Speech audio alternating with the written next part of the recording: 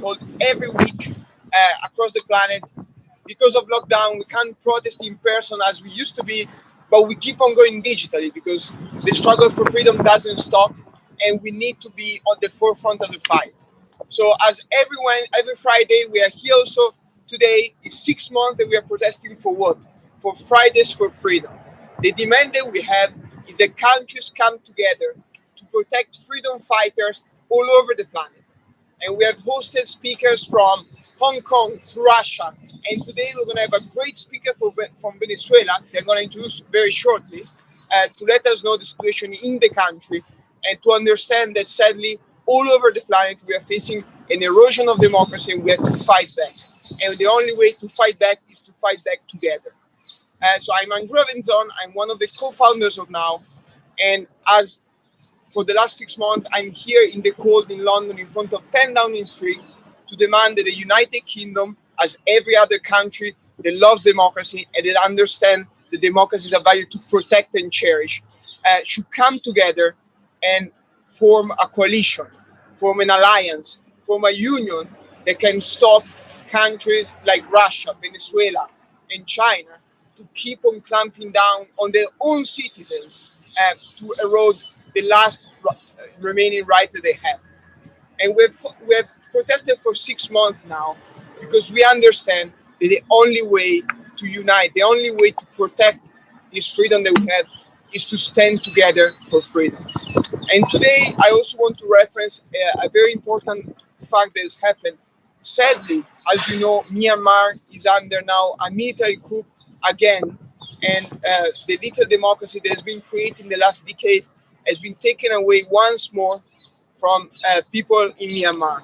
And today we learned that one of the protesters has been shot by the police in the recent protest has sadly passed away. And so we want to send our warmest thoughts to all the protesters in Myanmar. They are doing their best to keep the flame of liberty alive in this torn country. And we want to let them know that from all over the planet, we stand with them. We stand with people in Myanmar. We stand with people in Hong Kong. We stand with people in Belarus. We stand with Russian protesters that last week, incredibly, with a huge amount of bravery, went on the street and supported Navalny and all the imprisoned opposition politicians that have been cracked upon by the regime in Moscow. And as you can see, sadly, the list is endless. The struggles for freedom are all over the planet. And even in democratic countries, like the one I come from, Italy, or the one where some of you come from, we have to be ready to defend democracy. Democracy is under constant threat, and we are right now in a moment where democracy is rolling backward. Since 2015, many indexes show that democracy worldwide is pulling back. So people like us, people like you, can ensure the democracy keep on standing and actually advance and fight back. And in countries like Myanmar, in countries like Venezuela, if not the next generation, us right now can do something to bring back democracy and ensure that in 10 years, in 5 years, in 1 year, positive development on the democratic front are happening again. And with these words, I want to welcome our great speaker, Indira from Veneuropa. I didn't know how to pronounce it, from Veneuropa, one activist that is currently in Greece, if I'm correct, and is bringing forward the cause of a free Venezuela in Europe, together with many colleagues that are fighting this very important fight. But I'm going to leave her the mic to hear more about the struggle in Venezuela and what's going on right now in the country. Please, India, the floor is yours. Hi, Andrea. Yeah. Hi, Andrea. Hi, Colombia. And hi to the Now for Humanity team. It's a pleasure for me to speak today. And I would like to thank you for letting me participate in this Fridays for Freedom, representing Veneuropa. I am Indira Movilla, one of the delegates of Veneuropa in Greece. the country where I live and raise a family. I am from Venezuela. Veneuropa is a non-for-profit organization with no ties with any political party or in any affiliation, ideological affiliation, that promotes the debate about the reality of Venezuela, based on the ties that historically had united Venezuela with Europe and the shared Western values. Veneuropa wants to develop and strengthen relationships with European countries, with businesses, with organizations, even with European personalities, with Venezuela, with the aim to promote the democracy in Venezuela, understanding as a balance of powers and a rule of law, and promote the freedom, and the freedom as a superior value, and the full respect of the human rights. Besides, we would like to help, and we try to help to create a very better environment for the debate about the Venezuelan migration flow that due to the crisis, the humanitarian crisis in Venezuela, Venezuelans fled the country. The slogan of Veneuropa is, let's talk about Venezuela, and then now let's do it. To get a better picture of what is currently happening in Venezuela, we need to have in mind that once Venezuela was a prosperous and stable country until 22 years ago.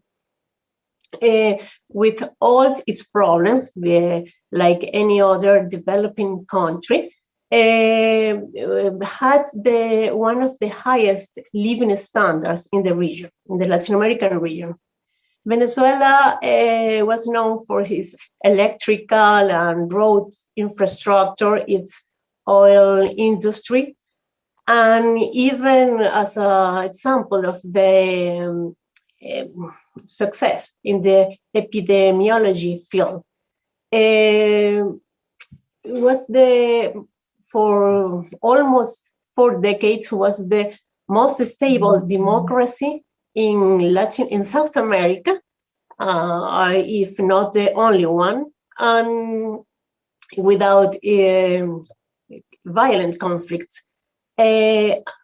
I don't intend to brag about the country that Venezuela was, but to get awareness about the scale of the collapse or that happened in our country.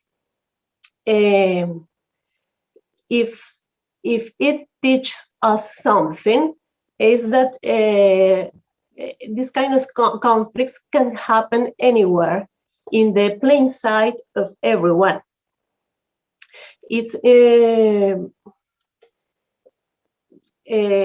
country that was a prosperous and stable democracy after 22 years is now a dictatorship and the poorest country in South America. In 1999, Hugo Chavez took power, although it took power through democratic elections. He was making use of the populism to gradually dismantle the democratic institutions while mismanaging the resource and the wealth of the country. For that reason, now Venezuela is suffering in a huge humanitarian crisis that was created. It's not the result of a catastrophe or a conflict, a civil conflict or a war. It's due to the corruption, mismanagement, and using the huge incomes that Venezuela had for buying allies, international allies, to create a structure of corruption to remain in power. For many years, the propaganda given by the Venezuelan regime has been heard in thousands of forums around the world. Nevertheless, today, it's evident that this regime has curtailed all fundamental freedoms for the citizens, persecutes dissidents, jail dissidents, and violently use repression for the civil and pacific demonstrations. Right now, this week, one of the human rights organizations, defender, says that currently we have 329 political prisoners. This is certified by the Organization of the American States. We understand what is happening in other countries like Hong Kong, for example, where people, young students like Joshua Won and Agnes Chow are jailed just for call for pacific demonstration. 2-3 days ago in Belarus, the Lukashenko regime has jailed 2 journalists just for recording what the pacific demonstration of the civil society in Belarus. The people is just fighting for free elections, for the respect, the will of the people. And these regimes doesn't allow to express the people. The path to restoring the Venezuela's democracy and stability will be long and difficult. At the moment, there is no clear electoral way out. And right now, the role of the international community is essential to support the democratic opposition to rescue the democracy and the fundamental freedoms of the Venezuelans. We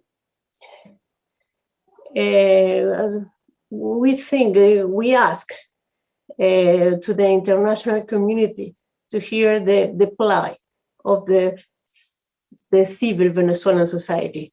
Venezuelans deserve that democratic institutions around the world reaffirm their commitment to uncompromising stand up for human rights and freedoms. This initiative Now for Humanity is very important because give a voice of the civil societies, of the civil organization, human rights activists that doesn't have the platform to speak up, and in a way to create awareness about what is happening in country like Venezuela, but making in a way to making parallels with the situation that is suffering other countries like Hong Kong, like Myanmar right now, like our friends of Cuba that have been under these regimes for 60 years. And because it's a difficult, we need the support, we need that the international awareness of what is happening, and citizens of the world can speak up, can send their solidarity to the suffering citizens in Venezuela. In this way, we are united, we are together. Together we are stronger. Together we can fight for freedom. This is the now in the time of pandemic, we can say that the difficulty of fighting viruses, and when I say viruses, I mean Chavez, Maduro, the Castros of Cuba, is that they attack willingness bodies that people and citizens misinform. And in this way, without information, ignorance in the real situation is a good environment to spread out this virus. We need to have better defenses. We need to fight for democracy, and we need to be stronger. And the best way is to be together. Thank you so much, Indira. Thank you for this very powerful message and for telling us the tragedy that we have witnessed in Venezuela, as in many other countries, you pointed out. This is sadly a global problem. It touches many of our lives, and we have to stand together. So thank you for this message. I want to now send a very clear message to the people that follow this live or they will watch it later on. We need to fight back. We need to stand together. There's no more time to waste. There are people, they are in prison for just picking up their wheels and just asking for a bit of freedom, a bit of liberties, the ability to choose their elected leaders, something that should be a given everywhere in the planet in 2021, but is not yet. And this is why I want to especially send a message to our supporters in Hong Kong. We need Joshua Wong and all the other activists from Hong Kong to be freed, because their only guilt was the one of having a conscience, the one of expressing the dream and the hope for freedom. And I especially highlight Joshua Wong among them because 6 months ago, he has helped starting this global movement, Fridays for Freedom. He has supported our cause. And obviously, since now a few weeks, he's incarcerated and we can't anymore cooperate. And we feel extremely close to him, to his family, to his friends. And we understand that time is running out for him as for many other political activists that are in prison. So please ask your government, ask your elected official, ask anyone you can to free political activists. There is never a crime to express an idea. It cannot be a crime. We live in a free society. We must live in free societies. There is no justification for what's going on in Hong Kong, in Belarus, in Russia, in Myanmar, or in Venezuela. So let's send a very clear message to our prime minister, presidents, and elected leaders. This is not acceptable, and we will not stop. And as now, as an organization, we are fighting for this June and the G7 meeting that is going to take place here in the United Kingdom to have all democracies coming together to defend freedom, including to free political activists. And we are not going to rest. We are not going to stop until this is done. It's really not a choice. It's a duty that we have. We need to fight back. We need to ensure that those that express the little dream of being free are not prosecuted for that. We have seen in history that if we close our eyes, if you look the other way, this doesn't stop. This only gets worse. So right now we are in a global crisis, as it was mentioned. We are actually in a real pandemic. We understand that all over the planet we are together to fight against this virus. Let's fight together against the virus of authoritarianism, of dictatorship, because it can at any time strike us as well. So this is my message for all of you watching this from the comfort of your sofa, wherever you are. Don't rest. Don't look the other way, but fight back together. Because together, united, we cannot be defeated. We always say that because it's true. Together, united, we cannot be defeated. Thank you so much for following this Fridays for Freedom protest. We're going to be here next week, as every week, and hopefully very soon going to be able to host rallies again in front of prime minister's building, government buildings all over the planet to ensure that the flame of freedom never, never goes off. Thank you so much for this. Thank you.